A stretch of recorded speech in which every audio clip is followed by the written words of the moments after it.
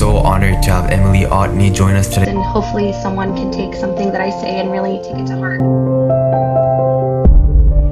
There were a lot of decisions we had to make that first-time parents, let alone if they're six-time parents, don't have to make. You're going through something so traumatic that you just don't believe it.